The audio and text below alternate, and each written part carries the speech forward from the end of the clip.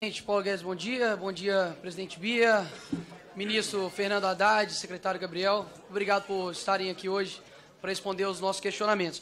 Minha primeira pergunta, senhor ministro, diz respeito ao discurso do presidente Lula durante a posse da Dilma no novo Banco de Desenvolvimento, que ele disse que o Banco dos BRICS precisa se organizar para oferecer empréstimos para infraestrutura, abre aspas, para países mais pobres da América Latina e do Caribe.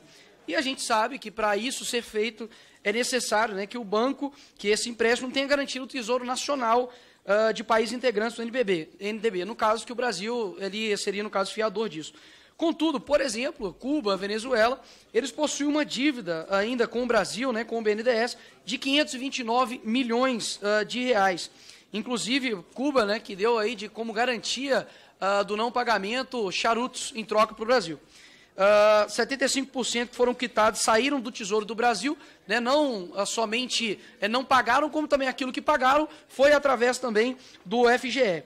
Nesse sentido, eu indago, senhor ministro, se vocês pretendem repetir o que aconteceu no passado, sabe, de financiar países não somente ditatoriais, mas que também deram calote e continuam inadimplentes com o nosso país, e também se nessa construção dessas políticas públicas se será levada em consideração a opinião brasileira, uma vez que a CNT fez uma pesquisa que quase 70% dos brasileiros não concordam com esse tipo de empréstimo internacional.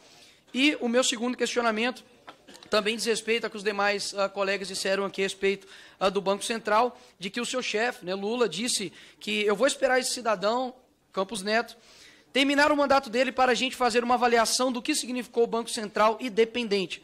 Contudo, no seu próprio plano de governo de 2018, Fernando Haddad, o senhor disse que o Banco Central manteria sua autonomia e seu mandato de controlar a inflação, permanecendo atento a temas como a estabilidade do sistema financeiro e o nível de emprego. Novamente, em janeiro agora, o senhor afirmou que não tem que estar satisfeito ou insatisfeito com o Banco Central, mas respeitar a autonomia da autoridade monetária. Então, considerando essas diversas incongruências, inconsistências, até mesmo dentro do PT, Kim Kataguiri citou aqui o que aconteceu com o seu correligionário do PT e essas críticas feitas, inclusive, ao regime fiscal, eu gostaria de saber se realmente tudo isso passa somente de uma falta de preparo, ou se é uma falta de incompetência, ou pode ser também aí os dois. Essa fica aí a minha pergunta, porque eu quero saber quando o povo brasileiro, de fato, vai ter as concretizações das promessas que foram feitas pelo seu chefe, como, por exemplo, até mesmo metaforicamente ou não, né, da picanha, ou do emprego, né, do aumento da distribuição de renda. Gostaria de saber, porque realmente a gente quer ver um país para frente, e acredito que esses daí são as minhas perguntas. Obrigado, ministro. É porque encerramos essa primeira fase. O senhor pode, inclusive, responder a Nicolas, que ficou sem responder. Continuar respondendo isso, e o Francisquini, e depois nós vamos entrar para os demais inscritos e os líderes. Agora sim. Em relação à caixa preta, eu acredito que nós deveríamos pensar, até pela mudança que houve no Código Tributário Nacional, nós deveríamos pensar em dar transparência aos benefícios fiscais concedidos.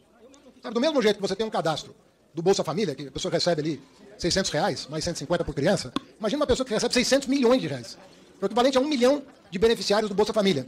E ele fica lá, dentro do orçamento, escondido. Eu acredito que nós devemos fazer um debate muito sério, e nós estamos em diálogo com a CGU, para abrir esses dados. Até para que a população julgue a conveniência de manter aquele favor do Estado. Porque se ele não tiver uma implicação na geração de emprego, desenvolvimento, né, se ele não tiver alguma externalidade positiva, por que mantê-lo? E 600 bilhões de reais de favor fiscal é muito dinheiro. Então, já falando um pouquinho, do deputado que perguntou das metas fiscais, na LDO tem um rol de medidas de reoneração. E eu não considero, deputado, aí é uma questão conceitual, eu não considero você revogar um benefício fiscal aumento de carga tributária. Não considero. Nós estamos falando, inclusive, a própria emenda constitucional aprovada, de número 109, determina o fim dos benefícios fiscais, de metade dos benefícios fiscais, em 8 anos. E ela já tem 2 anos que foi promulgada. Então, se o próprio Congresso entendeu que estava havendo um abuso em relação a esses favores, sem contrapartida, por que nós não podemos cortar 1/4 desses favores e fechar a conta do orçamento? E, conceitualmente falando, eu considero gasto tributário gasto, sobretudo quando ele é injustificado. Quando ele é justificado, não. Quer manter a Zona Franca de Manaus, como defende o governo? Vamos manter. Tem algum abuso? Vamos ver pontualmente. Mas aquilo tem uma razão de ser. fora da Zona Franca tem abuso, vamos rever. Agora, com critério. Ninguém está falando aqui em Santa Casa, ninguém está falando em ProUni, porque isso tudo está nos 600 bilhões. Nós não estamos falando disso. Nós estamos falando de 1/4 dos 600 bilhões, que, na minha opinião, são favores indevidos que precisavam ser revistos. E me perdoe também a sinceridade, quando você fala, parece mentira, mas eu digo para o senhor, eu nunca menti. Fui nomeado ministro pela 4ª vez. Já participei. Em 2005 fui nomeado ministro, em 2007 fui nomeado ministro, em 2011 fui nomeado ministro, em 2023 fui nomeado ministro. E não consta que eu tenha faltado com a verdade sempre que venho a essa casa. E estou lhe dizendo que confio na minha equipe, que está fazendo todo esse acompanhamento dos gastos tributários e revendo um por um. Inclusive gastos que não constam da LOA. Por exemplo, não está na LOA o fato de que não se cobrava imposto de offshore. E nós mandamos uma lei aqui que vale no mundo inteiro. Se é residente no Brasil e tem ganho no exterior, ele não vai pagar por variação cambial, mas o rendimento que ele obtém no exterior, tendo residência no Brasil, é tributado, como é nos Estados Unidos, como é na França, como é na Itália, como na Espanha. Ninguém está inventando nada. E isso não aumenta de carga tributária, porque... Liga novamente, porque ele desliga automaticamente. Isso não é aumento de carga tributária. Você, do meu salário, do seu salário, você tem o desconto em folha. E não é pequeno. Então, por que uma pessoa que tem milhões depositados fora não pode contribuir com o desenvolvimento do país onde ele ganhou o dinheiro? Porque ele é residente aqui. Então, eu não vejo da mesma maneira. Não acho que isso é aumento de carga e não acho que isso é justo continuar como está. Deputado Kim, eu não pretendo pegar carona em projeto nenhum de Vossa Excelência. Fique tranquilo. Quem sabe um dia a gente se entenda em relação...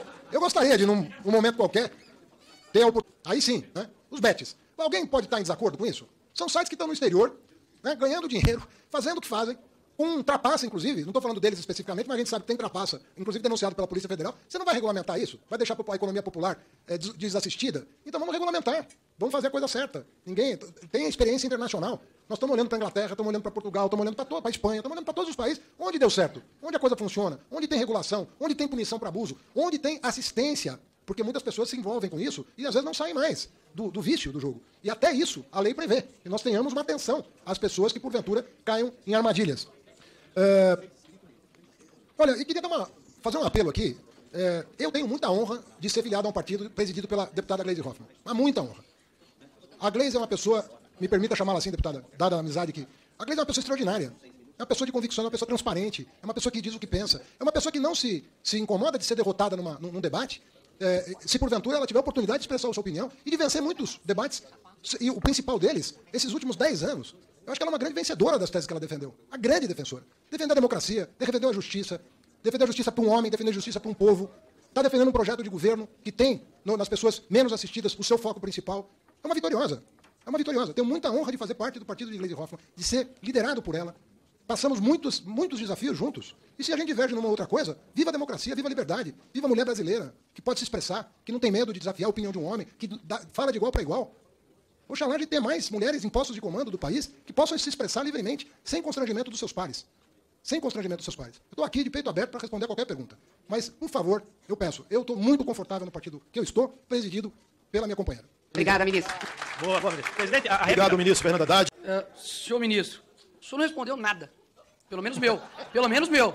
Podem voltar aí as imagens aí, o senhor me respondeu. Não, de fato, acredito que o senhor possa ter esquecido. Aparelho auditivo, então. Não estou dizendo que pode ser por má fé, mas o senhor esqueceu de fato. Estou mentindo? Não. Então o senhor, de fato, não me respondeu.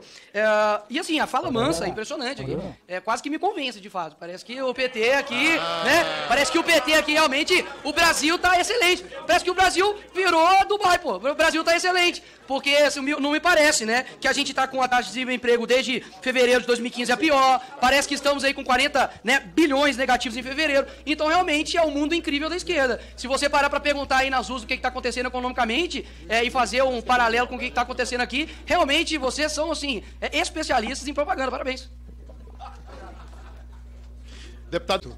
Eu acho que o seu conceito de limitação é bem diferente do meu. Completamente. O senhor acha o Bolsonaro uma pessoa pouco limitada.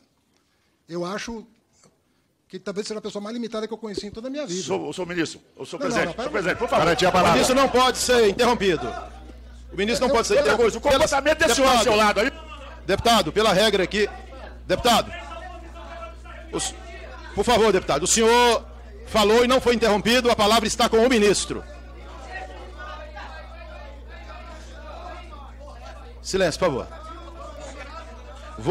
Vou devolver a palavra ao ministro. Por favor, recompõe o tempo.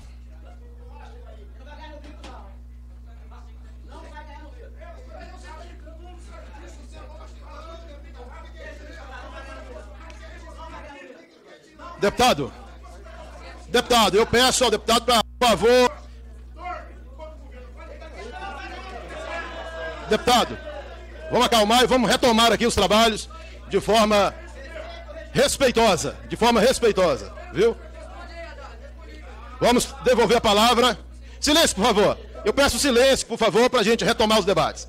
Vou voltar a palavra ao ministro Fernando Haddad, por favor.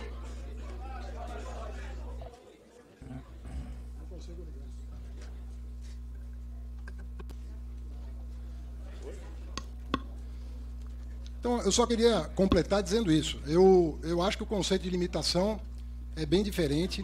É muito diferente.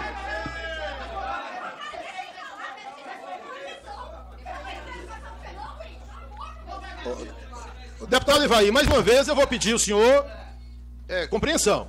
O senhor está claramente aqui querendo interromper e atrapalhar a reunião. Nós vamos seguir a reunião e eu peço ao senhor para que colabore.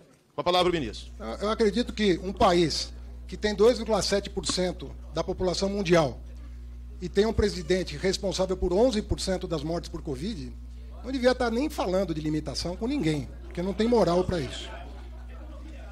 A economia é pior. Pior crescimento, pior tudo. Pelo amor de Deus, gente. Olha os resultados da educação. Eu sou professor há quase 30 anos, da Universidade de São Paulo, com muito orgulho. Tenho 3 diplomas por essa universidade, Direito, Economia e Filosofia. Tenho muito orgulho do meu currículo. E, sinceramente, os correligionários do ex-presidente deveriam se limitar ao debate que está aqui, e não falar de limitação por quem quer que seja. Meu Deus do céu, gente. Falar de limitação... Vamos passar essa que ofensa pessoal não é uma coisa que vai nos levar a lugar nenhum. Eu tratei todo mundo aqui com respeito e acho que é o mínimo é ser tratado com respeito também, né? Sobretudo quem tem tanto a explicar. O deputado tem razão aqui em falar. A questão nunca foi feito empréstimo a país. Você faz empréstimo por projeto. Você tem um projeto, você financia uma empresa brasileira responsável por um projeto. E se essa empresa, porventura, se o país não pagou a empresa, você cobra o país, que é o que o Itamaraty está fazendo nesse momento, em relação a todos os débitos que possam haver em relação ao Brasil. E você precisa compreender, deputado, falo isso com muita sinceridade, sem nenhuma intenção de ofender. A Argentina é um parceiro importante do Brasil, ela é responsável por boa parte da compra de manufaturados do Brasil. Vários industriais brasileiros, são mais de 200 indústrias brasileiras que exportam para a Argentina.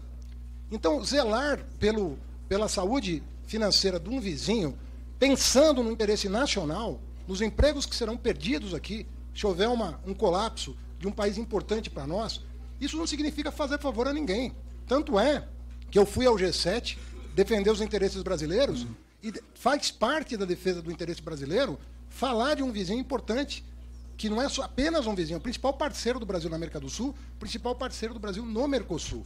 Quando uma empresa brasileira aqui demitir, porque não tem mais o mercado da Argentina para vender, aí vão perguntar, o senhor, como ministro da Educação, não fez nada, não tentou fazer nada? E eu não falto com as minhas obrigações, porque há que se ter uma visão de conjunto.